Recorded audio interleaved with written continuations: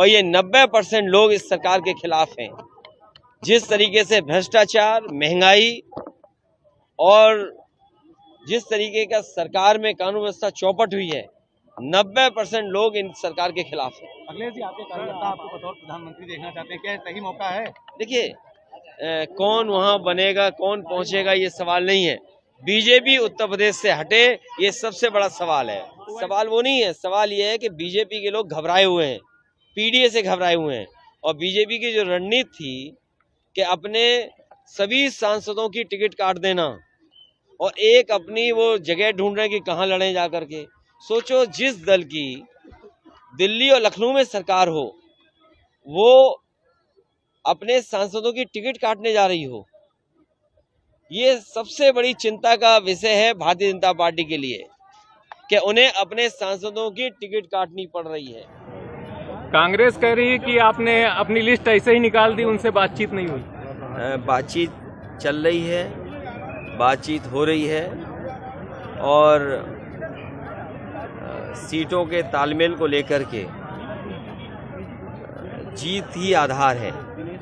गठबंधन के लिए जीत ही आधार है और उसी के तहत दोनों दल आपस में तय कर रहे हैं और बहुत जल्दी मुझे उम्मीद है कि दोनों दलों में सहमति बन जाएगी। इंडिया गठबंधन और पीडीए आने वाले समय में एनडीए को हराएगी। देखिए, ईडी थाने की तरह है, इसलिए थाने की पुलिस उसी हिसाब से चलती है जो सरकार होती है।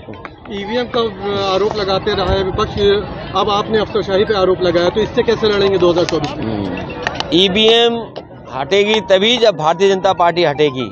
मैं जनता से कहूंगा, भारतीय जनता पार्टी हटाओ, ईवीएम हट जाएगी अपने आप। बैलेट पेपर्स कराएंगे क्या? जो दुनिया में बेस्ट प्रैक्टिसेस हैं, जो विकसित देशों में जिस तरह की व्यवस्था है, कम से कम विकसित देशों की उस व्यवस्था को भी अपनाना चाहिए। अगर वो बैलेट से वोट पड़ते हैं अमेरिका में, इंग्लैंड में, जर्मनी में या दुनिया में और देश हैं जो आपके पड़ोसी देश हैं, उनमें अगर बैलेट से वोट पड़ रहा है तो उस दिशा में भी विचार करना चाहिए। बीजेपी को हटाइए, हराइए, 80 हराइए, अपने आप ईवीएम हट जाएगी। विपक्ष को कैसे एकजुट करेंगे? ये पीडीए एक होगा। नीतीश कुमार ने छोड़ दिए, ममता बनर्जी भी कह रही है कांग्रेस 40 सीटें। देखिए, ये पॉलिटिकल यात्रा पॉलिटिकल पार्टीज की होती हैं, तो पॉलिटिकल पार्टी की यात्रा है, वो अपनी यात्रा तय कर रहे हैं। अखिलेश जी, पार्टी आपकी महिला सशक्तिकरण की बात कर रही है और यहाँ पर महिला चेयरमैन है, कहीं पोस्टर में उनका नाम नहीं है, कहीं फोटो नहीं है और कहीं मंच पे भी नहीं है और यहाँ प्रतिनिधि ने लिखा है कि तो यार ये बताओ, कोई नई चीज है ये? प्रधानपति कितने घूम रहे हैं? नहीं, लेकिन ये कोई बात हुई? अब हमें आपसे शिकायत करें कि आप लोग सब पुरुष क्यों आए हो?